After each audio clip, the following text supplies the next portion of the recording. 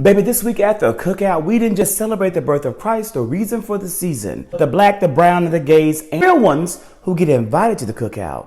Together for the Beyoncé Bowl, #MAGA Infighting, all while recognizing that the continued loss of black lives, blue hands, has increased. Like we all didn't wake up in 2020. This is This Week at the Cookout. First up is mother and her real daughter. See, Beyoncé moseyed on down the red, white, and blue road with Blue Ivy in tow, starting with 16 carriages riding away and ending with a literal bang. This was one of the best performances of the year.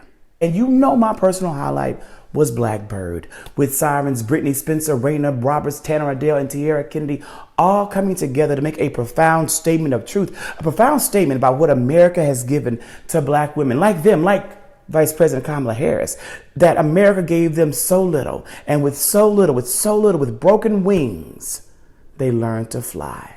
I know there are those in the Mayo Mafia who didn't like it and who have been very vocal about it on the internet. But you have to understand, baby, Beyonce is a very clever girl. And this performance highlighted the diversity of her album, the high quality production, the historic collaborations, all of which is why Boy Carter is nominated for 11 Grammy Awards, including Album of the Year, Country Album of the Year, Record of the Year, and Song of the Year. And maybe that is why the Country Music Awards didn't nominate her for a single one. Not one single award. Her star far outshines theirs. And not one country singing, guitar twanging, mud riding, rodeo rider comes close to the power and the talent and the excellence that is Beyoncé Knowles Carter. And you may not agree, but if you don't, baby, then you don't belong at the Cookout. Maybe you belong down to the Mar-a-Lago, where the girls there are fighting over the visas and the looming mass deportations. The first shot was fired when President-elect Elon Musk told Dowager Queen Trump to appoint Sariam Christian, an American Indian tech entrepreneur, as his senior policy advisor for artificial intelligence. Baby MAGA wasn't having it because this man is brown rice, not white rice, although they don't like no rice down in MAGA land. To which Vivek made a strongly worded tweet that chastised stereotypical American culture, seemingly unaware that those stereotypes and the desire to uphold them at all costs is what makes America great in the MAGA eyes. He read the prom queen, football witches, and American king, and basically said that diversity is actually what makes America great. To which President-elect Elon Musk said, yes, giving us his very best Beavis. And MAGA land said, no ma'am, attacking Vivek, attacking Elon Musk, with Laura Loomer lighting and holding the great white torch and riding hard for the right, the way right, like the right that's like all the way over there. And all the usual suspects jumped on board, basically saying, if you brown, get down and get ready to get out of town because, baby, they ready to deport. They are ready to deport. And that was just the first day of it.